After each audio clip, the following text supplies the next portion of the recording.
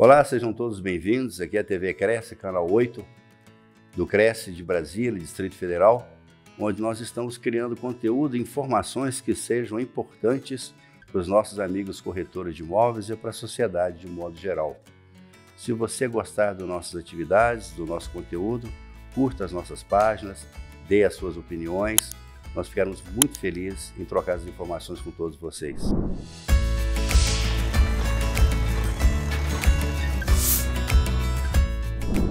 Nós temos aqui hoje como convidado Pablo, da 61 Imobiliária, e nós vamos tratar hoje de alguns assuntos relacionados à construção civil, imóveis de terceiros e o mercado imobiliário de Brasília de um modo bem geral. Maravilha, obrigado demais pelo convite, parabéns pela TV Cresce, eu tenho acompanhado os vídeos, as entrevistas, o crescimento, é um projeto muito legal, eu estou muito honrado de estar aqui podendo colaborar de alguma forma com esse projeto, muito legal. Estamos muito felizes, sabemos que a sua estrutura comercial é uma estrutura bastante atuante no mercado, Você tem um VGV considerável, que não é para você jogar fora, tem participado de muitas palestras, dando cursos, inclusive fora de Brasília, dentro dessa área de mercadológico, do mercado imobiliário, e vamos ver o que a gente consegue trazer de informações para os nossos amigos, que a gente possa acrescentar, melhorar esse relacionamento entre corretores e o mercado imobiliário, dando mais segurança. Você, por favor, fique à vontade, vamos tratar desse assunto da forma que você achar melhor. Não, maravilha. Eu acredito muito que a nossa profissão de corretagem, ela está evoluindo rapidamente nas questões técnicas. Inclusive, é uma profissão que eu tenho percebido que está atraindo diversos profissionais de outras profissões com um nível sociocultural elevado. E isso está fazendo com que a qualidade do serviço imobiliário cresça. E eu entendo que é papel das imobiliárias também participar disso, gerando para suas equipes conteúdos, palestras, cursos, formação, para que eles evoluam tecnicamente. E também, uma das coisas que a gente conversa muito dentro da 61 é uma divisão entre imobiliária e uma empresa imobiliária. Sim. Uma empresa, ela tem planejamento, ela tem processos, ela tem KPIs, ela tem dados, ela tem gestão. E essa é uma evolução que o mercado vinha pedindo e que começou a acontecer, já tem alguns anos, e você percebe o crescimento de diversas imobiliárias, e quando você vai a fundo olhar, elas estão crescendo, não é porque elas contrataram mais corretor, elas estão crescendo porque elas têm gestão. E essa gestão, ela envolve em termos processos muito claros. O corretor não pode acordar segunda-feira de manhã sem saber o que ele vai fazer na semana. E se ele está contratando uma imobiliária, que esse é um ponto legal, quem contrata a imobiliária é o corretor, não é a imobiliária que contrata o corretor. Esse é um dos serviços que a imobiliária tem que prestar. Por exemplo, a pessoa compra um imóvel independente até do corretor, né? Exatamente. Né? E a gente ainda tem uma ideia muitas vezes de quantidade. Cara, não é questão de quantidade de profissionais, e sim de qualidade de profissionais. E quando a gente fala qualidade, são pessoas que têm garra e vontade de aprender. A gente tem diversos casos de corretores que foram iniciantes na profissão, mas que tinham essa garra, tinham esse brilho no olho, essa vontade efetiva de aprender, e ao longo de um período aí de um ano e meio, mais ou menos, nós vimos o volume de captação desses corretores disparar e vimos o resultado financeiro que eles começaram a obter também ser crescente e constante. Né? Na minha visão, Asha, o corretor que não tem um resultado constante é por falta de planejamento, de processo e de estrutura. Concordo com você. Aliás, até numa das últimas entrevistas, nós comentamos que o corretor tem que ser, antes de qualquer coisa, uma pessoa inconformada. Se ele se conformar com a situação, sabe, se ficar apequenado diante de uma situação de dificuldade, ele nunca vai evoluir. Sim. Ele tem que entender, olha, eu tenho despesas, eu tenho um futuro, eu tenho que ter um planejamento mensal, eu tenho que ter uma reserva. Nós estamos trabalhando muito, Pablo, nessa orientação do corretor de uma moda bem global, pensar que ele é, antes de tudo, um profissional. Se ele encara isso como profissão, ele tem uma série de regras sociais e profissionais a serem cumpridas. Entre elas, uma presença diante do fisco, ter um CNPJ, claro, pagar seus impostos, ter uma conta bancária, sabe? Poder pegar seu financiamento, isso é uma coisa diante do fisco.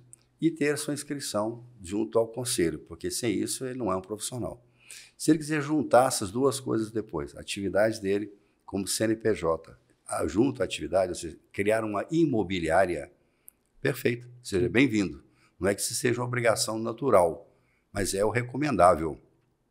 Então, você imagina, se o corretor hoje não tem conta no banco, quer pegar um financiamento. Olha, surgiu uma oportunidade aqui hoje de uma taxa melhor. Como é que eu faço isso? Olha, não existe, eu não tenho nem declaração de imposto de renda. Isso não é profissionalismo. Uma coisa que eu notei que você divulga, inclusive, que na sua imobiliária as pessoas têm que ter nível superior para trabalhar, além do registro no CRES. Claro. Qual é essa visão técnica disso? Me explica como é que você pensa sobre isso. Isso foi uma coisa muito interessante, porque a 61 é de 2013. E lá atrás, quando a gente começou, eu era um pouco incomodado, infelizmente, com alguns parceiros que eu tive, que eu percebia que não tinha um nível técnico elevado. A nossa profissão, Asher, ela é muito complexa. Sim. Quando a gente acompanha um negócio imobiliário, estou aqui me referindo principalmente ao mercado de terceiros, ao mercado secundário, como queiram, do início do processo até a conclusão, a gente navega por diversas áreas do conhecimento. A gente tem, obviamente, a parte técnica de venda, de fazer as pessoas se entenderem que nós somos um intermediário entre o proprietário e o comprador. Eu tenho que fazer o A e o B se entenderem. Isso está longe de ser um processo fácil, porque a compra e a venda do imóvel, principalmente no mercado de terceiros, ela é extremamente emotiva. A gente fala que as pessoas vendem ou compram imóvel, não é porque elas simplesmente acordaram aquele dia e decidiram fazer. A vida obrigou essas pessoas ou levou essas pessoas a isso. Geralmente alguém morreu, alguém nasceu, alguém quebrou, alguém ganhou dinheiro, alguém separou, alguém casou. Então são momentos na vida que a pessoa, são momentos relevantes, momentos importantes, que geram uma carga emocional grande, e nós temos que ter um profissional preparado para lidar com esse lado emocional. Ao mesmo tempo, é um volume financeiro extremamente elevado, independente de qual seja o imóvel, porque sempre, para quem está comprando, é um volume financeiro elevado, representativo. Sim. Às vezes a gente faz o maior negócio da vida de uma pessoa. Né? Talvez muitas vezes até o único, né? O único. A gente gera, com certeza, a maior dívida da vida dessas pessoas, que é a dívida imobiliária. Né? Então, eu tenho que passar aí pelo lado da economia. Eu tenho que entender as movimentações e as oportunidades que aquele dinheiro está gerando para aquela pessoa para poder encaixar isso dentro do negócio imobiliário. Eu vou ter toda a parte burocrática da transação em si. Segurança, né? A segurança para fazer. E isso entra, eu vou navegar aí pela parte jurídica, né? Em toda a parte burocrática dos trâmites que vão envolver isso, cartorários e, obviamente, contratuais. No momento em que eu estou no imóvel, eu não posso, como corretor, ser irresponsável de dizer que aquela parede ali, a pessoa, se quiser, ela pode quebrar, sem eu ter um conhecimento prévio, e aí eu já estou entrando na área da engenharia, na área da arquitetura, para saber que aquela parede não é uma parede estrutural, para saber que não tem um pilar naquela parede, para poder montar junto com o cliente, naquele momento onde ele está, né, abrindo a cabeça, se enxergando naquele imóvel, quais são as possibilidades. Imagina que horrível virar para um cliente e falar, olha, você pode fazer uma cozinha americana maravilhosa aqui. Tem um pilar no meio. Aí tem um pilar no meio. Poxa, não é para isso que a gente está. Claro. Então, o que acontece? A gente passa por um processo de intersecção de lugares do conhecimento, de estruturas de conhecimento muito complexas e às vezes distantes entre si. E aí, o que entra? Por que a gente escolheu pessoas de nível superior, ou seja, que tenham algum curso superior? Porque o processo de você sair da escola e entra numa faculdade, o processo de você se formar no curso superior, ele te obriga a aprender a aprender. Sim. Então, quando essa pessoa que já tem essa bagagem acadêmica entra numa imobiliária e essa imobiliária tem um processo de formação disso, essa pessoa faz o curso TTI e entra numa imobiliária que continua esse processo de formação, ela vai ter uma facilidade maior de absorver aquele conteúdo. Então, a escolha principal foi para termos um nível socioeconômico e cultural elevado dentro da empresa, atrair por conta disso pessoas, né, desse nível sociocultural e acadêmico, e também podermos implementar uma maneira de gestão, um processo que lá temos bem claramente, um processo de captação, um processo de atendimento completamente definido, estruturado, em que essas pessoas conseguissem aprender isso com mais facilidade.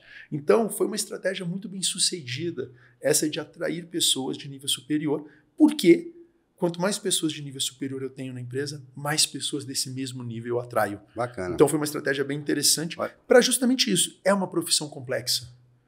Ela não pode ser tratada, ela não pode ser levada por profissionais que não estejam preparados. Senhor, não quero tirar o mérito de corretores antigos que estão hoje muito bem profissionalmente, que têm uma credibilidade no mercado e que estão aí hoje há 20, 30, 40 anos no mercado e são referências. Eu vou até te falar, a gente tem 2 casos lá na empresa de corretores que não têm nível superior, mas que são profissionais incríveis, que eu não podia recusar eles de maneira nenhuma. Então, o que acontece? Mas o mercado hoje, em cada sessão nossa de novos corretores, nós percebemos que é uma afluência muito grande de pessoas agregando a profissão de corretor de imóveis. Sim. Não é que eles vão migrar totalmente, mas agregam advogados, engenheiros. Ele quer ter também a oportunidade de transacionar imóveis. Uhum. Bacana isso. E quando essas pessoas chegam no mercado, eles chegam com uma bagagem muito mais pesada. Sim. Então, eles chegam de alguma forma até atropelando as pessoas que são mais frágeis. Demonstram mais credibilidade, têm mais capacidade de analisar tecnicamente um imóvel, a estrutura desse imóvel, a documentação desse imóvel, a formação, a forma de falar, de se comunicar. Às vezes até tem um histórico de vida mais interessante. Então, isso o mercado está exigindo. Então, não é que eu vou tirar o mérito de alguém, não é isso, mas saiba que o mercado está cada dia mais exigente. Você pegar, então nós comentamos, jogar um panfleto na rua, esse dia nós estávamos comentando aqui sobre inteligência artificial e faixas na rua. Eu falei, como é que pode o nosso mercado imobiliário comportar 2 extremos simultaneamente? Sim. Né? Há corretores que se dão muito bem com faixas. Sabem que são ilegais, que corre problemas de serem multados pela prefeitura, coisas desse tipo, que denigram o imóvel, que bota o preço abaixo do valor de mercado. Fala, se esse imóvel está vendendo por uma faixa, deve ser grande coisa, não é isso? Sim. Então, não é isso. Em compensação, nós estamos com visitas 3D direcionadas, imagens de drone, estamos com a mídia paga, com o tráfego pago. Então, isso é um mercado extremamente atual. Exatamente. E dentro do que você falou, a pessoa tem que evoluir junto com o mercado. Sim, com certeza. Porque principalmente o profissional que é antigo nesse mercado, ele tem que aprender a aprender. Ele tem que saber, eu tenho uma bagagem, eu tenho uma experiência, e isso é extremamente importante e útil. Mas agora eu vou pensar como se eu não soubesse nada e vou aprender de novo. Quando ele junta o que ele está aprendendo de novo com a bagagem e experiência que ele tem, porque com certeza esse profissional antigo já vai ter um traquejo no relacionamento com o cliente, na condução dos processos de uma maneira muito eficiente, provavelmente. Quando ele junta esses dois, ele se torna um profissional muito importante. O que é relevante nisso, que a gente tem que entender da complexidade do negócio imobiliário, e aí eu sou uma pessoa um pouco, a gente nem falou sobre isso antes, eu sou um pouco incomodado com a questão de autoajuda, né? E eu vejo muita gente fazendo curso de venda muito ligado à questão de autoajuda. Vai, você consegue, acredite em você, etc, etc. Quando, na verdade, no nosso mercado a gente tem que dividir o conhecimento, para mim, em 2 grandes áreas. Uma é o conhecimento técnico de venda, de atendimento de pessoas. Esse conhecimento, existem técnicas que não são oba-oba, não são que você aprende no final de semana numa palestra qualquer. São técnicas que exigem leitura, exigem prática, existem cursos sérios para isso, obviamente, para você saber conduzir uma negociação, para você contrapor uma objeção que por acaso está acontecendo, para você principalmente fazer o A e o B se entenderem, porque muitas vezes ambos querem um negócio, mas eles não estão conseguindo se comunicar, né?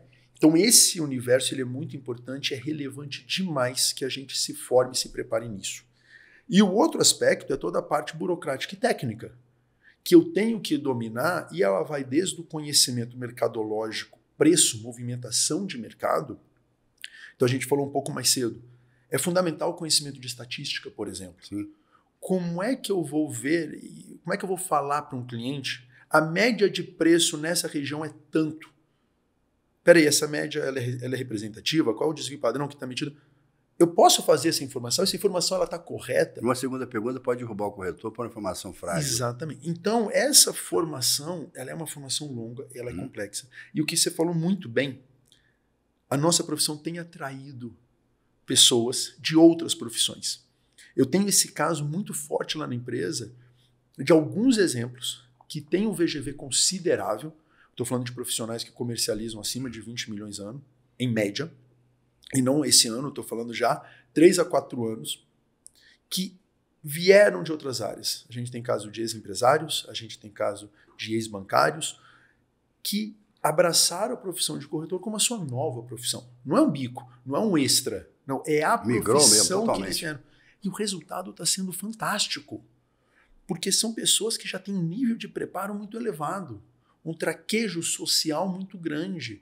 Então, a gente está recebendo, a nossa profissão está recebendo de braços abertos esses profissionais que estão fazendo um trabalho de melhoria da imagem da nossa profissão, porque tecnicamente eles são bons, né? E isso é algo que a gente precisa. Fala-se muito de a sociedade tem que respeitar o corretor de imóveis, mas o corretor de imóveis tem que se fazer respeitar. Sim, com certeza. E ele tem que se fazer respeitar como? Com um serviço de qualidade. Eu lembro, nós somos muito agressivos na questão de captação de imóvel, temos um processo muito bem desenhado em cima disso, que até alguns processos desses que eu ensino fora de Brasília, né? E por incrível que pareça, teve um argumento que ganhou várias captações, que foi, eu te garanto, no nosso contrato, está escrito lá que a gente vai acompanhar o processo até o final. Isso é uma cláusula no nosso contrato. Essa cláusula fez com que várias pessoas fizessem negócios com a gente. Porque olha o medo da sociedade. Eu estou com medo do corretor ganhar comissão e sumir. Gente, poxa, ninguém vai respeitar uma profissão se a imagem que a sociedade tem é essa. Então, é muito importante que a gente tenha esse cuidado de nós nos valorizarmos. Não é só valorizando a questão de preço. Claro, a gente não pode trabalhar um imóvel por 2%, 3%. Isso é aviltante à complexidade do nosso negócio. Agora, eu não posso abandonar o negócio no meio. Eu não posso largar o financiamento para o correspondente bancário e não acompanhar esse processo. Um grande diferencial que a gente fez na empresa para poder gerar mais negócios, mas gerar principalmente segurança para os nossos clientes e para os nossos corretores, é um departamento de pós-contrato, que acompanha o cliente do momento que ele assina até o negócio estar 100% concluído. E me assustou que isso se tornou um diferencial. Isso era para ser obrigatório, não um diferencial. E ao mesmo tempo você desafoga o corretor dessa atividade, dá a ele a liberdade de trabalhar com novos negócios, não é isso? Isso. E aí entra uma visão que eu falo muito, que eu acho interessante. A imobiliária, ela é uma prestadora de serviço para o corretor. Vou repetir. Não é a imobiliária que paga o corretor, não. Não, é o inverso. É o corretor que paga a imobiliária. É o corretor que contrata a imobiliária. Se ele está contratando a imobiliária, ele tem que receber, em contrapartida, um volume de serviços. Então, o pessoal fala muitas vezes, a imobiliária vai pagar 70%, 60%, 40%, 50%. Cálculo inverso. O que acontece? O corretor ele já tem 100%.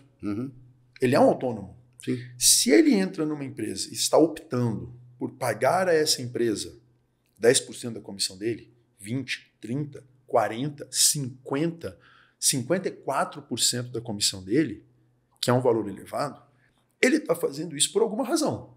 Qual é essa razão? Que serviços a imobiliária está entregando para esse corretor para justificar isso? E qual é o objetivo final?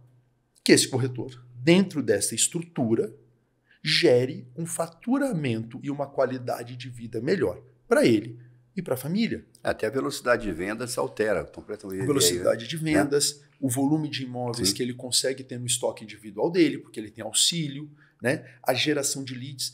E aí entra naquele outro assunto que a gente chegou a falar, muito do que eu imagino que vai ser o futuro da nossa profissão.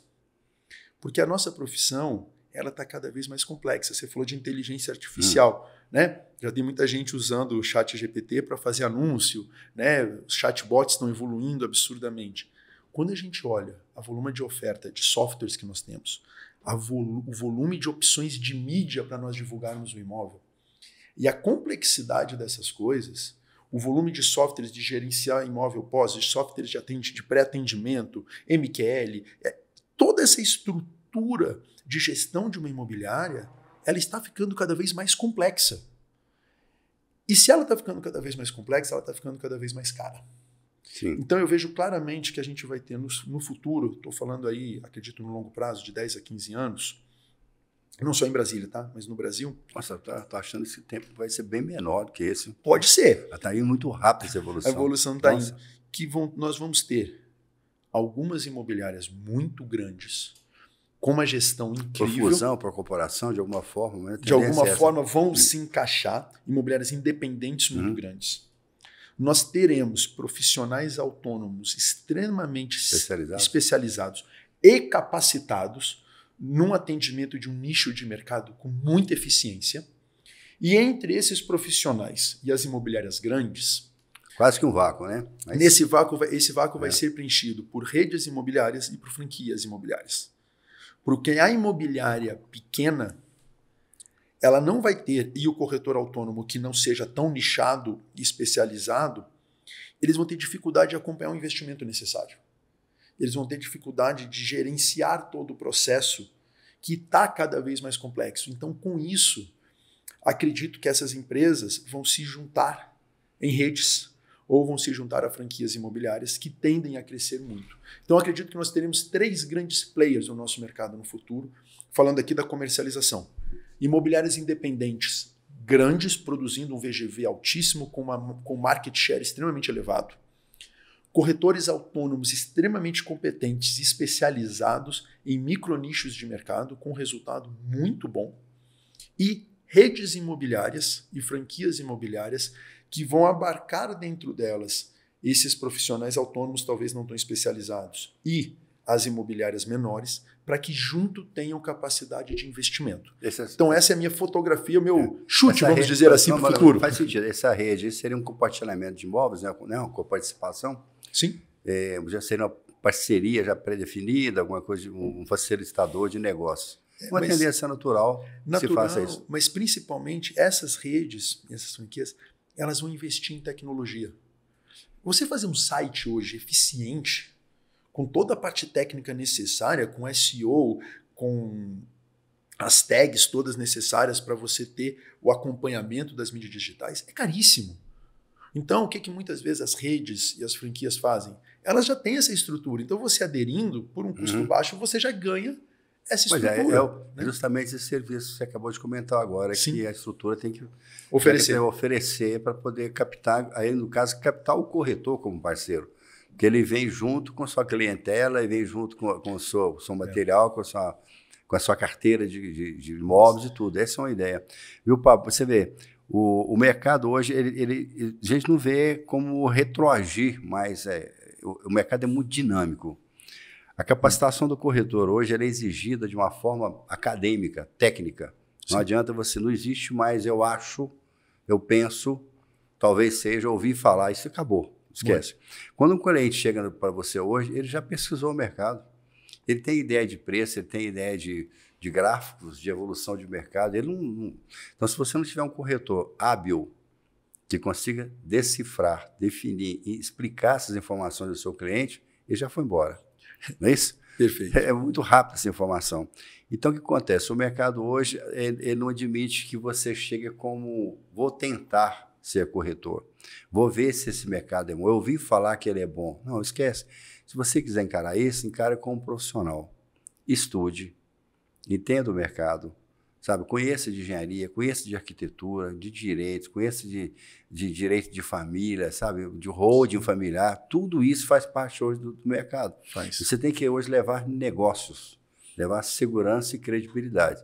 Se você não tiver no mínimo isso, você nem entra. Perfeito. Se você quiser participar de uma empresa séria como a 61, isso, que ela exige que o corretor tenha essa capacidade profissional, esse retorno. Olha, se você um negócio mal feito hoje, é uma velocidade enorme para ele cair no mercado e destruir um nome. Exatamente. Nós do CRES passamos muitos apertos ultimamente com alguns problemas que surgiram de pseudos corretores. Sim. Um corretor deu um golpe, a gente vai atrás, descobre que não é corretor. Teve esses dias já tinha sido banido, processado, sabe, perdeu o título há muitos anos, e o título dele nós tiramos, o CNPJ não cabe a gente. Isso é outra linha de atuação. Não é isso? Não posso mandar prendê-lo também por isso. Sim. A gente pode julgá-lo, chegamos à nossa instância máxima. Nós temos blitz diretas, feitas esses finais de semana. Nós temos uns recordes nacionais aqui de autuações. Nosso trabalho está sendo bem feito, mas mesmo assim ainda surgem esses inconvenientes. Asher, você falou uma coisa, e aí entra uma responsabilidade dos proprietários de imóvel também. A gente fez um levantamento e mandou um comunicado para vários proprietários. Desculpa, que o maior parceiro do golpe Sim. é a pessoa que acha que está fazendo um bom negócio, não é isso? Exatamente. E olha uma coisa que a gente que tem na nossa cultura aqui em Brasília e que é extremamente perigosa. É muito comum, se você vai em qualquer prédio, pergunta para o porteiro, tem algum imóvel à venda? Tem, a chave está aqui, quer lá olhar? Isso é extremamente comum. Tem algum imóvel para alugar? Tem, a chave está aqui. Você não tem noção da quantidade de autuações que nós fazemos sobre esse assunto aí. E olha o perigo que é isso. A pessoa chegou, bem vestida, com uma mochila nas costas. Chegou no prédio, quero visitar um imóvel. Maravilha, o porteiro entrega a chave, essa pessoa sobe no imóvel. Deixou a mochila lá. O porteiro não vai ver que ele desceu sem a mochila. Passa meia hora, chega uma outra pessoa bem vestida. Quero ver o imóvel. Sobe no imóvel, a mochila não está lá? Pega a mochila e desce. Dentro do seu imóvel acabou de acontecer tráfico de drogas. Uhum. A pessoa, além dela entrar no imóvel e poder roubar fio, roubar alguma coisa. Outra coisa que acontece, um bandido descobre que aquele imóvel está com a chave na portaria. Faz uma faixa, dizendo que quer alugar o imóvel. Vai uma pessoa visitar o imóvel, ele recebe aquela pessoa, sobe no imóvel. Como se fosse proprietário. Como se fosse proprietário ou como se fosse corretor. Quando a pessoa sobe, a pessoa é assaltada, outros crimes acontecem. Ou ele fecha o negócio de locação, essa pessoa paga um valor para essa pessoa, ou geralmente um valor de oportunidade. Até a caução, alguma coisa? Até a caução. Garantia. E a pessoa muda. Uhum. E aí o proprietário descobre que tem uma pessoa morando no apartamento dele, porque ele deixou a chave na portaria. Eu perguntei para um proprietário que tinha esse hábito, eu falei, ele tinha um carro muito bonito, né? Eu falei, você deixaria a chave do seu carro na portaria para alguém pegar o seu carro, fazer um test drive e devolver? Ele jamais. O seu carro vale 5% do valor do seu imóvel e você faz isso com o seu imóvel. Você deixa qualquer um entrar nele. Então, os proprietários têm que entender e têm que valorizar muito o bem que eles possuem e exigir da empresa ou do profissional que vai comercializar o imóvel dele uma qualidade de serviço, uma garantia que aquele serviço vai acontecer de maneira satisfatória e pesquisar a fundo. Como é que você me entrega o imóvel para uma pessoa sem olhar a ficha dela na polícia, por exemplo? Como é que você deixa o imóvel com uma imobiliária e não vai lá conhecer a estrutura daquela imobiliária? Como é que você deixa o imóvel com qualquer um? Isso é uma irresponsabilidade com o meu próprio patrimônio. Então eu vejo que a gente tem um caminho longo de educação da sociedade, e aí eu não estou entrando que a sociedade tem que valorizar o profissional. Não, o profissional que tem que se valorizar primeiro. Mas é a sociedade entender o valor do imóvel e cuidar desse bem. E aí entra uma coisa que o Cresce fez, que para mim foi fantástico, que foi o selo Integridade. Sim. O selo Integridade, ele é um mecanismo que os proprietários de imóvel, que a sociedade pode olhar e falar, bom, nessas empresas aqui eu posso confiar. Então foi um caminho que o Cresce fez muito grande e colaborando demais para a valorização dessa profissão. Porque tirar o selo não é nada fácil. Exige que a empresa efetivamente mude seus processos, se dedique. É um selo sério, acreditado pelo Banco do Brasil, pela CGU, Instituto Etos, que eu estava falando. Econômica. Ou seja, não é o Cresce que decide. Não. Né? Então esse grupo, e isso é um serviço para a sociedade para dizer, opa, peraí, a empresa tem o selo? Tem, vou fazer negócio com ela. Não tem? Não vou fazer negócio com ela. Eu sou corretor, vou entrar numa empresa... Comenta que é quase igual o cinto de segurança. Quando começou, poucas pessoas aderiram. Hoje não consegue ficar mais sem. Né? E eu falo uma coisa, para quem estiver assistindo aqui, seja proprietário de imobiliária, se esforce e tire o selo para sua empresa. Porque ele se tornará, com certeza, um diferencial mercadológico importantíssimo. Foi bom você tocar nesse assunto do selo mais integridade, porque nós estamos aí um envolvimento de compliance. Sim. Essa semana passada agora houve a reunião de todos os conselhos regionais do Brasil todo, com o COFES. para tratar da implantação do compliance em todos os regionais. Adorei a ideia, só que nós já temos isso instalado em Brasília há 2 anos. Nós somos o primeiro conselho no Brasil a instalar o compliance. Antes, não estou dizendo só dos corretores, não. Conselho de classe. Sim. E o selo Mais Integridade já é um desdobramento do nosso compliance interno. Nós estamos levando o compliance para as imobiliárias e para as construtoras. É uma nova forma de pensar, uma nova forma de transparência. E, antes de tudo, segurança para a própria empresa. Porque quando você tem essa estrutura, as suas decisões são tomadas dentro de uma lógica, dentro de um respeito, de um cuidado técnico e jurídico. Com isso, você cria um ambiente totalmente agradável. Eu imagino que dentro da sua empresa o impacto foi extremamente positivo depois que vocês começaram a implantar, talvez até fizessem antes, mas de uma forma mais declarada, essa estrutura do selo. Foi uma mudança muito interessante. Vou dar um exemplo só. A gente que tem, por obrigação para tirar o selo, tem um canal de denúncia. Sim. Esse canal de denúncia não vai para mim. Não vai para mim. Tem uma pessoa na empresa que determina para onde vai. Ela contratou o sistema lá e a pessoa que vai receber essa denúncia. E isso, acabaram que chegaram uma coisinha ou outra de brincadeiras que alguém fazia com o outro que a pessoa não gostava.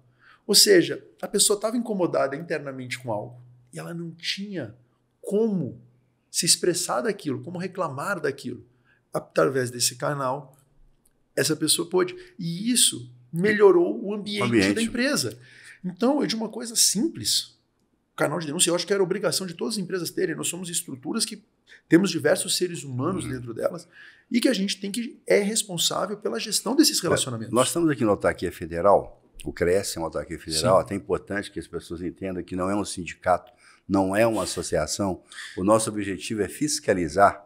E vocês pronto, o Cresce, né? Não tem que fazer nada pelo corretor. O que vocês fazem é a mais. Isso. A TV Cresce, a Unicresce, toda essa estrutura. Todo esse projeto é nosso além. É além. Mas vamos lá. Aí o corretor falou, puxa vida, eu pago. Não, você não paga, você recolhe. É um tributo. Sim. É como se tiver um carro, IPTU, IPVA, é a mesma coisa. Você tem que estar interligado a isso aí. É uma dependência. Até o dia comentou esses dias, é a mãe. Você não consegue nascer sem ter uma mãe.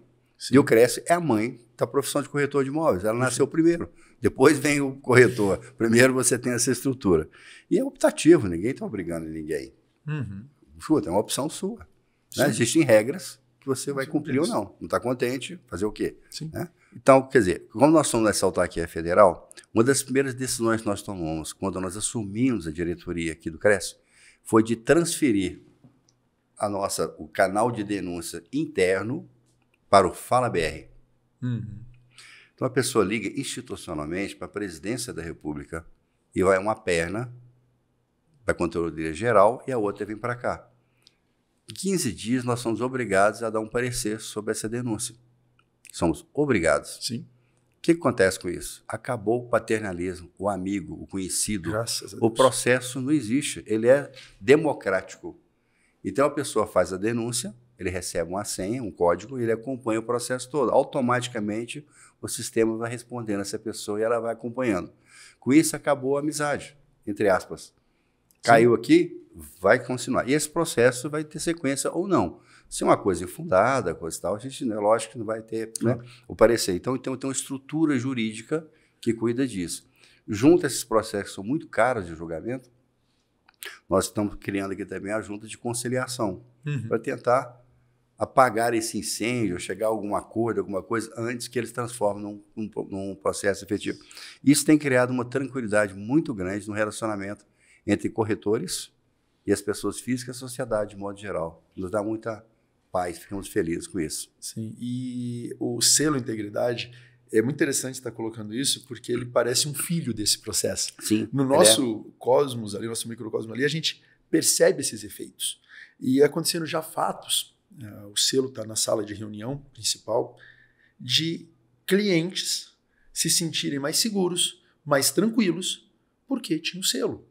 E eu acho que é uma coisa que, para nós, imobiliárias, é fundamental a adesão, porque o mercado vai se dividir no futuro entre empresas que possuem o selo e empresas que não possuem o selo. E as empresas que possuem o selo, eu garanto, vão crescer. Não é só pelo selo em si. É porque para ter direito ao selo, eu tenho que melhorar muito os meus processos internos. E se eu melhoro meus processos internos, eu estou melhorando a minha gestão. Se eu vou melhorar a minha gestão, eu vou melhorar meu resultado. Com certeza. Então, o selo é um processo ganha-ganha. Porque a empresa ganha o selo e ela, para ganhar o selo, ela ganha uma evolução técnica na sua gestão. Detalhe, esse direito de utilização é anual. Sim, sim. Tem que ser renovado. Inclusive, peço até desculpa por interromper, a pressão lá interna para manter o selo, ela é imensa. Sim. Inclusive para todos os processos, 100% dos corretores que entraram depois do selo estão assinando os termos ligados ao selo e o código de ética da empresa. A gente tinha confidencialidade. Isso, a gente tinha uma missão, a missão da empresa ela é muito divulgada internamente, mas agora o código de ética, que não era tão divulgado assim, ele é parte relevante. Então o selo melhora em muito e depois que você ganha o selo, você não quer perder ele de jeito nenhum, ele é um diferencial mercadológico. Perder o selo seria uma prova de ineficiência, de incompetência, então nem pensar. Né? Então, eu acho que é dentro de estruturas como essa que a gente vai caminhando para uma evolução técnica do mercado. E o resultado disso é o ganho de respeito pela sociedade e a valorização do profissional corretor. Eu não tenho que ser valorizado só porque eu tirei o CREA e sou corretor. Eu tenho que ser valorizado porque eu sou competente naquilo que eu faço, que eu sou bom naquilo que eu faço. É um filtro natural, né? Exatamente. E então a gente tem que parar com esse paternalismo que parece que a profissão pede. Gente, eu fico... Quando eu sou exigindo como se o Cresce estivesse dando migalha ou reclamando de uma anuidade que é extremamente barata. Mas não é barato para todo mundo. Se você virou corretor de imóveis e você não está evoluindo financeiramente, você está fazendo algo errado. É uma profissão que remunera muito bem. Então, se você está nessa profissão e não está tendo um resultado financeiro positivo, bom, você pode estar no começo dela e como toda profissão você demora um tempo, ou você individualmente não está evoluindo como deveria, ou você está preso em algum lugar que não está te fazendo evoluir como deveria. Porque é uma profissão que não é uma profissão para a gente sobreviver dela. É uma profissão para nós vivermos dela e vivermos bem dessa profissão. Houve alguém esses dias tocando no mercado imobiliário falou o seguinte: eu vou ser contra a teoria evolucionista do Darwin em relação ao mercado imobiliário. Foi interessante, o que tem uma coisa a ver com outra. Ele falou assim, porque na realidade a sobrevivência do mercado imobiliário não está pelo mais forte, está pelo que se adapta melhor. Então, essa é a grande colocação. Então não adianta você ser forte, se você não se adaptar à situação, descobrir as novas ferramentas, utilizá-las a seu favor, você seria destruído, não porque você pode ser forte do jeito que for, mas não vai conseguir sobreviver. Por isso que eu digo, e eu vou voltar naquilo que eu falei, do que eu imagino que vai ser o mercado no futuro. Por quê? Vou até falar para a câmera aqui falando sobre isso. Se você, corretor, quer trabalhar sozinho, quer trabalhar como autônomo, niche a sua estratégia, atenda um nicho muito específico de imóvel e seja disparado o melhor naquele nicho imobiliário. Domine aquele nicho imobiliário. Se o teu negócio é casas no Lago Sul, que você refine as quadras que você vai atuar, que você seja extremamente profissional naquilo, tá? Porque se você quiser ser um generalista, atender a tudo, você está fadado a sobreviver da profissão se tiver sorte. Se você tem uma imobiliária e essa imobiliária ela é uma imobiliária pequena, ou você investe para fazer com que essa imobiliária cresça e se torne uma grande, ou junte-se a outras imobiliárias em redes ou em franquias para que você tenha acesso à estrutura tecnológica necessária e de gestão para que o seu negócio evolua e você tenha uma boa empresa, rentável, saudável. E claro, as imobiliárias que estão buscando esse espaço no mercado independente, de serem grandes, de terem um volume de negócios considerável, né? E claro, essas empresas não necessariamente têm muitos corretores, tá? Elas podem ter corretores muito bem produzindo muito bem, mesmo que não sejam vários, o investimento em marketing, na marca, o investimento em tecnologia, o investimento em formação da equipe, o investimento em estrutura para a sua equipe, o investimento em serviços para a sua equipe tem que ser constante e crescente. Só assim a gente vai estar adaptado ao que o mercado vai colocar no futuro. Isso é uma postura totalmente profissional. Sim. Você está imaginando que essa empresa vai durar muito tempo, você vai viver dela, o seu patrimônio virá dela, é isso? Sim. Isso é profissionalismo. Não é por tentativa.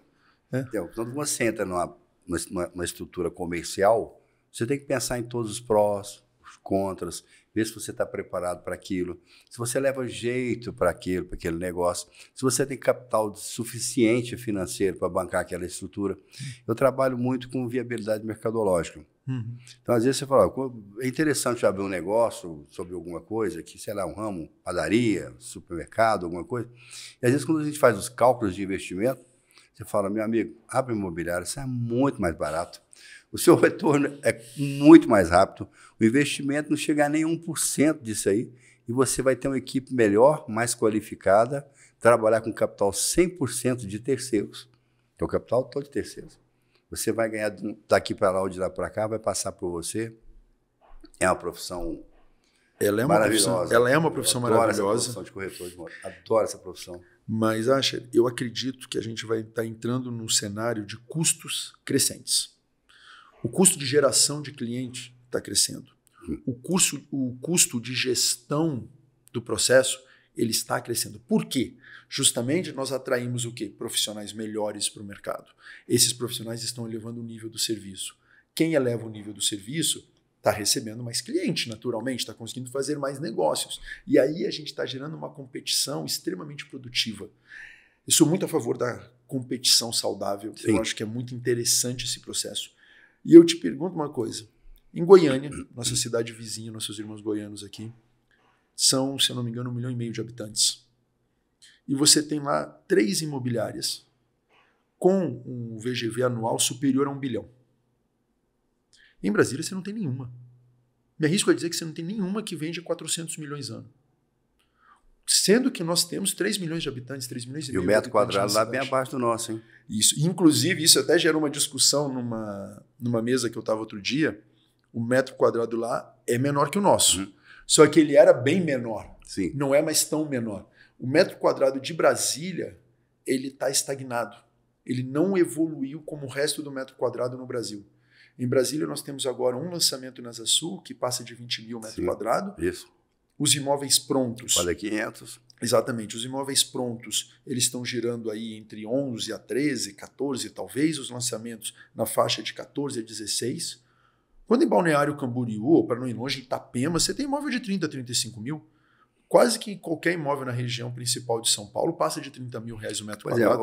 Os imóveis em Brasília cresceram 16,75% em 2022. Mas tem um dado estatístico, eu sei que você gosta disso também. Sim, adoro. A pergunta é, o que eu compro com $1 milhão no mundo em imóveis? Sim. Então, interessante que em São Paulo você chega a 235 metros quadrados de uma região mais cara, nos Jardins, alguma coisa. Só que se for comprar em Mônaco, você vai comprar 17 metros quadrados só. Sim. E aí? E aí você tem uma coisa... muito louco esse negócio. Muito, só que, cara, a gente está numa cidade ímpar para isso. Eu tenho uma visão... É que Brasil, desculpa, só uma observação também. Brasil não tem super ricos, como São Paulo tem, outras regiões.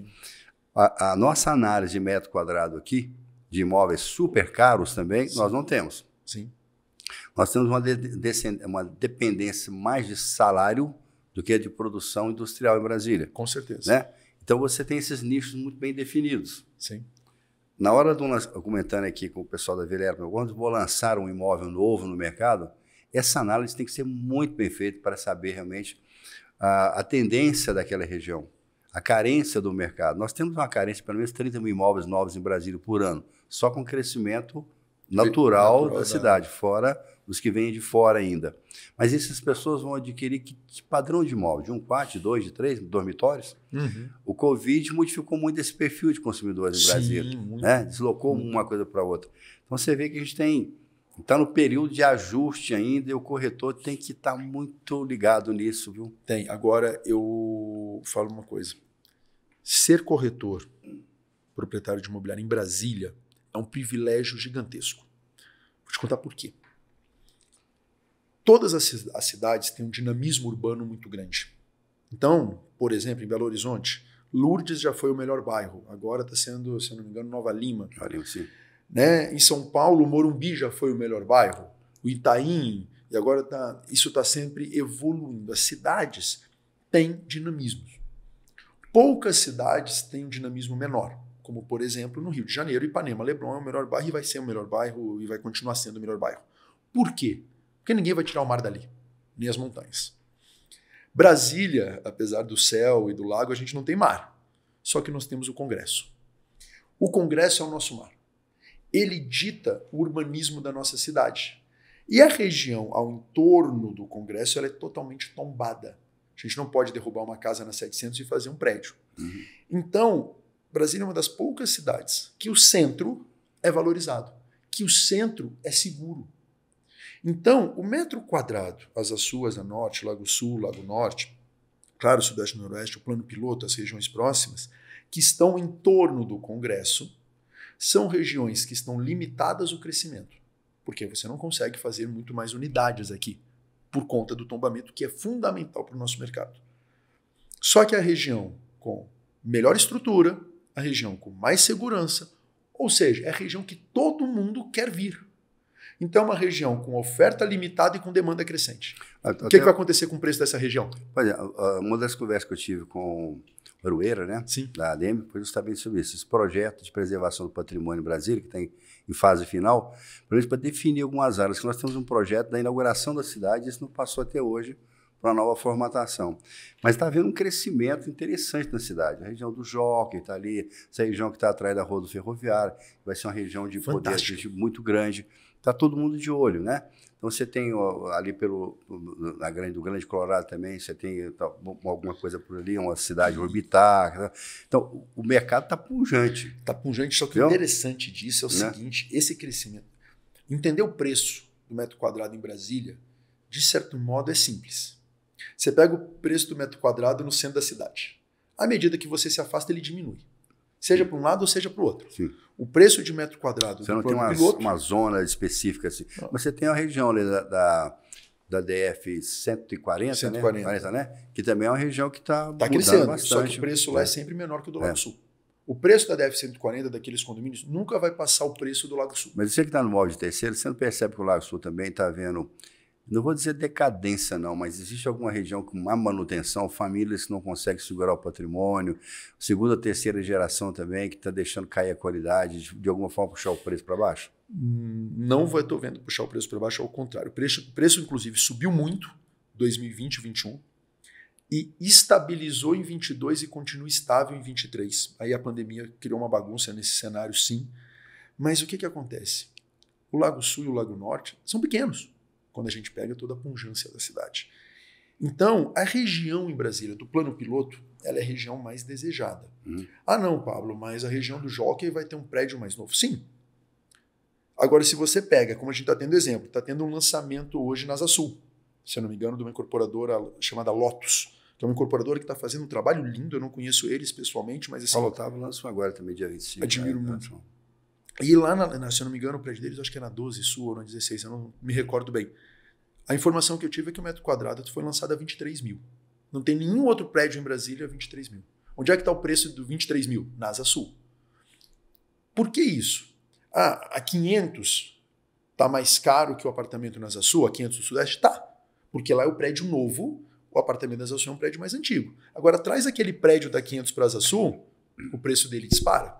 Então, o nosso cenário que eu vejo é que o plano piloto, isso eu estou falando no longo prazo, o imóvel normalmente ele valoriza a inflação, ele corrige a inflação normalmente.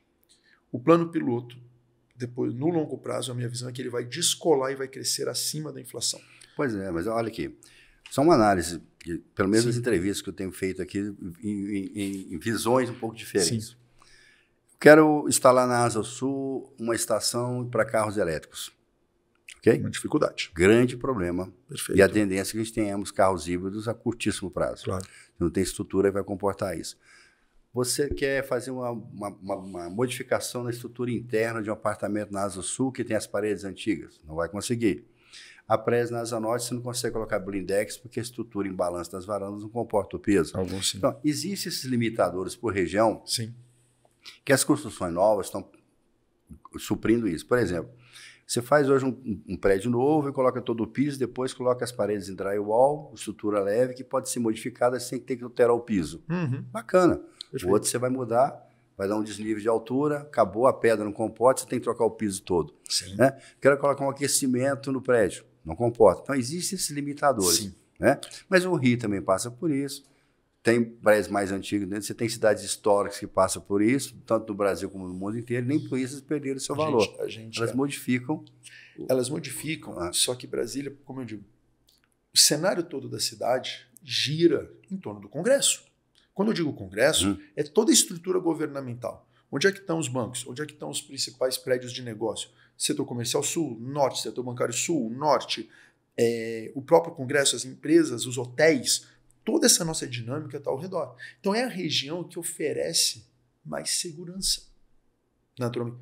Eu estava conversando outro dia, não sei se você já percebeu, não tem crime na Asa Sul, na Asa Norte, Lago Sul, Lago Norte, que fique sem solução. Não tem. Porque justamente é uma região com uma demanda por segurança muito grande, até porque nós temos os líderes da nação, né, transitando por essa região. Então, esse aspecto. Claro que os prédios estão antigos. Então, a gente vai ter um custo elevado, sim, de manutenção, vai ter um custo elevado de retrofit, etc. E os prédios mais novos, eles vão ter sempre um atrativo. Aí o metro quadrado de lançamento supera o outro, pois que é a hora que o corretor tem que entender isso para falar, olha, por que ele é mais caro? Por isso. Por isso. Só que o que acontece? Se você pega um produto que está sendo lançado nas 500 e traz para a Asa Norte ou para a Asa Sul, ele vai ser mais caro do que seria lá. Sim. Então, esse já existe. Agora, esses novos lançamentos, no futuro, eles também vão ficar velhos. Só que o Noroeste é finito, o Sudoeste é finito. Então, a gente daqui a uns 10, 15 anos não vai ter mais nenhum terreno. Vai ter que deslocar esse no plano piloto. No plano imobiliário. Logo, as pessoas vão ter que morar um pouco mais afastadas. Perfeito? Só que quando você se afasta do plano piloto, o preço cai, mesmo o produto sendo melhor. Nós temos prédios incríveis em Águas Claras, coberturas fantásticas. Sim. Por que elas não são mais caras em metro quadrado do que um apartamento na Asa Sul? Justamente porque a demanda, até porque onde estão as melhores escolas? Onde estão os principais shoppings? Onde estão as melhores estruturas? No plano piloto. Logo, a demanda de fora é de vir para cá. Então, nós temos uma demanda crescente populacional e uma estrutura de ofertas limitada. Mas olha que interessante, Pablo, só para a gente pensar em termos do mercado imobiliário de um modo bem em geral. Você tem um plano piloto hoje, por exemplo, você não tem áreas para depósito. Não tem. Não existe. Você já vai deslocar para Taguatinga. Você tem grandes empresas em Taguatinga que não dependem em nada do plano piloto. Perfeito. Você tem famílias abastadas nessas regiões que investem o capital ali. No máximo que ele foge um pouquinho para o Parkway e olha lá, mais à tarde dá a volta para casa. Então já começa a ter esse carinho. O Guará é outra região também que tem apartamentos, imóveis mais caros, tudo. Então essa estrutura, essa personalização já existe na cidade. Já existe. Não é uma coisa assim meio, eu vou explicar, meio de bairro, né, das cidades antigas. Uma coisa que está começando a surgir. É uma até questão que às vezes a gente fala assim, a gente trata o DF como estado ou como cidade. O Guará, Asa Sul, Taguatinga são bairros ou são cidades independentes? Houve uma modificação agora sobre isso aí, que eu tenho que me inteirar melhor. Não, mas na verdade é o que nós como sociedade entendemos, não é o que está no papel, é como a gente trata isso. E aí sim, você tem um bairrismo muito grande. Eu lembro que eu trabalhava na área de marketing imobiliário um tempo atrás e lançava prédios, né? Trabalhava com incorporadoras. E eu lembro de lançar prédio na Ceilândia, e aí eu fui pesquisar Ceilândia, eu conhecia muito pouco, e eu fiquei impressionado com a renda da Ceilândia, com o volume de pessoas abastadas que tinham na Ceilândia. E você olha o metro quadrado da Ceilândia hoje, é 5, 6 mil. Você pega um cereja, né? A parte de comércio, você leva um susto. É incrível. Então, essas regiões têm um volume de pessoas muito grande, porque tem uma oferta imobiliária muito grande, negócios muito grandes, existe um bairrismo, um amor por essas regiões que sim, valorizam essas regiões, valorizam pedaços dessas regiões, num volume considerável. O nosso mercado imobiliário, ele não depende em nada do plano piloto. Uma imobiliária pode ter muito sucesso sem pisar no plano piloto. Nós temos valores altíssimos. O que eu coloco do plano piloto é que ele é um direcionamento apenas de preço. O plano piloto, na média, vai ser mais caro e pela nossa estrutura urbanística, na minha opinião, ele tende a ser sempre mais caro. E à medida que se afasta dele, a gente tende a ficar mais barato. Vai dependendo de alguns mecanismos. Quero deixar aqui um grande abraço para o nosso amigo Getúlio Romão, que realmente é um exemplo de corretor, já tem bastante experiência. Ele está em Taguatinga e é especialista em locação de imóveis comerciais. Sim. É uma referência em Brasília. Referência, verdade. Uma referência. Um grande abraço, Getúlio. É realmente um exemplo para todos nós. Entendeu? E Taguatinga, não dá pra falar. A Beira-Mar nasceu em Taguatinga. Sim. Né? Taguatinga é uma cidade totalmente independente do plano piloto. Né? Então, o que é interessante do DF, na verdade, é que é um lugar, de certo modo, um pouco mais fácil para a gente entender a precificação imobiliária. Você consegue entender o dinamismo da cidade de uma maneira mais fácil, porque é uma cidade que tem uma menor dinâmica, uma menor mudança no seu centro. E com isso, ela meio que direciona o comportamento das demais áreas. Agora, nós temos um desafio muito grande para o futuro no Distrito Federal, que é gerar receitas econômicas independente do setor público. Isso é um desafio do nosso governador e dos próximos governadores todos que nós temos. Nós já temos um dos melhores hubs aeroportuários do Brasil. Se eu não me engano, e perdão se eu estiver falando uma informação incorreta, o aeroporto de Brasília passa 19 milhões de pessoas por ano, numa cidade que tem 3 milhões de habitantes. O aeroporto de Brasília é um colosso. Ele só perde, talvez, para o aeroporto de São Paulo, né? Talvez para o do Rio, um pouco, ou empata. Então nós temos um hub fantástico. De Brasília, eu consigo ir de voo direto para quase qualquer cidade do Brasil. Né? Não, qualquer capital. A própria estrutura de giro, de manutenção de 4 milhões de pessoas já é uma estrutura comercial. Só que a gente precisa evoluir e eu acredito, espero que a gente siga o caminho de empresas ligadas à tecnologia, empresas ligadas à produção audiovisual. Né? Nós temos um agronegócio pujante ao redor, muito forte, né? Mas nós temos uma oportunidade muito grande no ramo de logística. Brasília, a gente está no coração do Brasil. Nós éramos para nós ser o maior hub logístico do Brasil. Nos próximos dias nós vamos lançar um outro projeto, você não estava sabendo, nossa frente parlamentar aqui do mercado imobiliário. Eu não sabia, que legal. Pois já está montado, os projetos de lei já foi lançado, já tem o presidente, vice, já tem a comissão. Nós vamos fazer uma sessão inaugural, talvez agora em maio, alguma coisa assim. Você já está convidado para participar. Seria interessante. Nós temos várias demandas do setor. Estamos ouvindo as demandas das pessoas envolvidas. O pessoal do Ciscom, da Secov, da Demer, está todo mundo participando de modo que a gente consiga criar um projeto. Entre esses projetos, até o Diego comentou, nós não temos um parque temático aqui em Brasília. Nós não temos eventos internacionais de imobiliária. Você vê, nós temos uma abertura enorme de mercado. Nós temos problemas de TBI. Nós temos projetos, por exemplo, de descontos em TBI pela rapidez que ele for recolhido. Nós temos projetos de ter uma redução de TBI se o negócio for intermediado por um corretor. Entendeu? E vai por aí. Isso? Então, são projetos que são de interesse de todo o ecossistema da construção civil. Mais uma frente de trabalho nosso. E eu acho que a gente precisa, a gente falou, atrair para Brasília grandes empresas com grandes salários, super ricos. E aí, você falou uma coisa muito interessante. Eu tenho uma visão sobre Brasília curiosa, né? Curiosa mais ou menos. Se você observa, vou botar de 10 anos para cá mais ou menos, a primeira geração que nasceu em Brasília, ela hoje está entre 40 e 50 anos. A primeira grande geração né, que nasceu em Brasília. Essa geração, quando era adolescente, ela fazia parte de uma cidade sem identidade, de uma cidade que não tinha o que fazer, uma cidade que matava índio, numa cidade de políticos.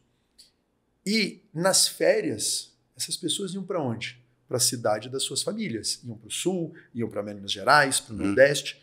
Não tinha uma raiz aqui. Agora, essas pessoas cresceram, já tem a terceira geração. Estão se desenvolveram profissionalmente aqui, criaram amor pela cidade. E você tem, nos últimos 10 anos, um crescimento muito grande de marcas que valorizam Brasília. Tinha o BSB Memo, a própria Verdurão fazendo camiseta, a própria marca da Danice. Tem o pessoal da R2 que produz eventos, que eles estão produzindo o segundo melhor carnaval, o terceiro melhor carnaval do Brasil, trazendo grandes eventos para cá. Ou seja, a gente começou a consumir e a valorizar mais a cidade. Hoje, meu filho, quando vai na escola, meu filho já é filho de pai e mãe brasilienses. Quando eu vou na escola do meu filho, eu conheço os pais dos outros coleguinhas dele, porque eu estudei, porque em algum momento na minha vida eu tive algum contato. Na época que eu era estudante, isso não existia. Então a gente está criando... A pergunta é, você veio de onde, né? Exatamente. É muito comum essa pergunta. Hoje já não existe mais. Quando você mora, sei lá, em Porto Alegre, você nasceu em Porto Alegre, você conhece uma pessoa, talvez o seu bisavô vai ser amigo do bisavô dessa pessoa. Em Brasília não tinha isso. A gente começou a ter. E isso vai fazer com que a gente ganhe uma força na cidade que não existia. Quando eu falo que não existia há mais de 15, 20 anos atrás, um orgulho de ser brasiliense. Nós éramos uma cidade sem sotaque. Agora, olha o volume de tradições que a nossa cidade já vem desenvolvendo. E isso tudo corrobora, na minha visão, para a pujança do mercado imobiliário. E aí eu vou dizer uma coisa, nós temos empresas indo para a área de lançamento, Emplave, Brasal, Paulo Otávio, Vilela, a Soltec, diversas empresas com um nível de competência técnica absurdo, com qualidade de imóveis fantástico, com uma força financeira muito grande. Sim. Brasília não depende das empresas de capital aberto. Isso que comentar. Você já notou uma coisa, que as construtoras são todas daqui? Todas daqui, investem aqui. Eu admiro muito, aí eu posso falar mesmo da Brasal, da Paulo Otávio, da Emplave, o investimento desses empresários está dentro da cidade. Exatamente. Eles não estão com investimentos espalhados pelo Brasil. Isso é uma prova de amor pela cidade. E isso desenvolve a nossa economia. E não tem aqui empresas de fora, porque não precisa. Então nós estamos criando colossos empresariais que nasceram aqui, que representam essa cultura brasileira, que em pouco tempo eles vão expandir, é inevitável essa expansão. E agora, na minha opinião, a gente tem que aproveitar essa identidade que está nascendo de ser brasiliense, com o potencial econômico, porque nenhuma cidade tem a força econômica que Brasília tem. Todo mês o salário é depositado de novo, garantido, e a cidade ganha mais dinheiro, no outro mês mais dinheiro. E temos que atrair para cá novas frentes econômicas. Era para a sede de grandes empresas de tecnologia ser aqui. Era para nós termos estúdios de produção da Amazon, da Netflix, da Paramount, etc. Mas o Porto Seco é uma coisa que foi discutido, bom, enfim. Mas eu acho que são todas metas que nós temos que ter na nossa frente parlamentar aqui, pensar primeiro com o ecossistema da construção, vamos pensar por aí. Depois nós vamos expandir talvez para a sociedade, uma coisa cultural, mas tudo de alguma forma vai envolver o mercado imobiliário. E a gente tem um potencial de crescimento muito grande. A gente ainda tem muita terra. Nós somos uma cidade com uma qualidade de vida fantástica, com um clima incrível, que é uma cidade que atrai pessoas. Nós atraímos pessoas do Brasil inteiro e isso vai continuar acontecendo. Então nós temos que efetivamente ter essa oportunidade do nosso mercado da construção crescer para receber essas pessoas e o mercado das imobiliárias ter a capacidade técnica de receber essas pessoas e indicar para elas efetivamente o melhor negócio. Paulo, eu quero te agradecer muito, viu, pela sua presença. Conversa extremamente agradável e cumprimentá-lo por dois fatos. Primeiro, pelo selo Mais Integridade. Obrigado. Feliz. Sei do esforço que vocês fizeram. Espero que vocês continuem nesse mesmo trajeto, com essa filosofia de trabalho que tem sido extremamente exitosa. Eu gostaria de parabenizar. Eu sei que você, às vezes, até é mais polêmico aí nessa parte de captação. Sei que vocês são bastante agressivos mesmo, né? Somos. Mas é uma filosofia de trabalho, uma forma que foi tocada e está dando certo, não é isso? E com certeza deu certo, as pessoas copiam, não se preocupe não, é muito mais fácil. Eu gostaria de deixar as nossas dependências, você deixar a sua mensagem para os nossos amigos corretores, tá? E fique à vontade realmente, compareça quantas vezes você achar que for necessária. Sempre muito bom ouvir suas lições de vida. Quem sou eu para dizer, cara? Eu agradeço muito. O trabalho da TV Cresce é incrível. A estrutura que vocês montaram. Eu tive aqui hoje, gente, conhecendo a Unicresce também. Vai ser uma prestação de serviço para nós corretores muito boa. Eu te confesso que assim, eu estou muito feliz de estar próximo do Cresce, do Diego, todo o pessoal que está trabalhando no selo Mais Integridade. Vocês estão fazendo um trabalho que eu achei muito legal. a gente não tem que ser paternalista com o corretor. Não. Nós temos, sim, o trabalho do conselho é cuidar no sentido da profissão, não do profissional. Mas vocês estão indo além, vocês estão conseguindo cuidar do profissional. Agora, é daquele profissional não só que é ético, como também o profissional que quer crescer e evoluir. Então, assim, nesse final, quero parabenizar, claro, a figura do nosso presidente, né, que está fazendo um trabalho muito bom aqui no Cresce. E eu desejo muito sucesso, muitas entrevistas fantásticas aqui na TV Cresce. Eu sou um cliente da TV Cresce, acompanho tudo, né? E a gente tem em Brasília muito conhecimento para ser divulgado. Nós temos profissionais incríveis, nós temos outras imobiliárias, além da 61, muito boas, nós temos trabalho acontecendo, né? Nós temos profissionais, o Alexandre Langer da Êxito, o Ramon da Smile, o Felipe da Unic, o pessoal da Moni, o pessoal da TRK, nós temos o pessoal da Coime, imobiliárias, o Léo da Guiar, o pessoal da Remax. Nós temos profissionais fantásticos nesse mercado. Né? Desculpa, gente, se eu citei alguém, é muito complicado citar nomes, mas assim, e que eu acho que a gente precisa desse espaço para poder falar e poder transmitir. Conhecer, inclusive, o Cresce, o pessoal acha que não existe, né? Uma coisa, venha conhecer. Vamos conhecer, vamos participar dos nossos cursos, das nossas palestras aqui. Sim. Deixe a sua opinião aqui sobre o assunto que foi discutido, traga novas ideias. Nós temos um quadro chamado Advogado Responde, Sim. que nós estamos captando essas informações e respondendo juridicamente essas questões também do mercado. Acho que com isso a gente fortalece o ecossistema, fortalece o profissional. Fica bom para todo mundo. Não, e se eu puder deixar uma mensagem de final seja você o profissional que merece ser valorizado. Não exija que a sociedade valorize a nossa profissão só por ela existir. A sociedade tem que nos valorizar pela nossa competência, pelo tanto que nós estamos evoluindo e pelo tanto que vai ser bom, mais seguro e mais rentável fazer negócio por meio de um corretor. E isso é responsabilidade do Asher, minha e de todos vocês que estão assistindo a gente. Se formem, estudem. O nosso mercado não é para amadores. Bacana. A vocês que conseguiram ficar com a gente até agora, muito obrigado. Estamos aguardando suas opiniões e aí estaremos sempre por aqui à disposição de todos. O Conselho é a casa do corretor de imóveis, tá? Sejam muito bem-vindos. Pablo, muito obrigado pela sua presença, viu? De coração mesmo, estamos muito felizes com você. Imagina, obrigadão, muito obrigado, eu que te agradeço. Obrigado a todos. Tchau, gente. Se puderem, curtam lá, viu? Nossas páginas sociais, participem e deixem o seu ok. Valeu, obrigado.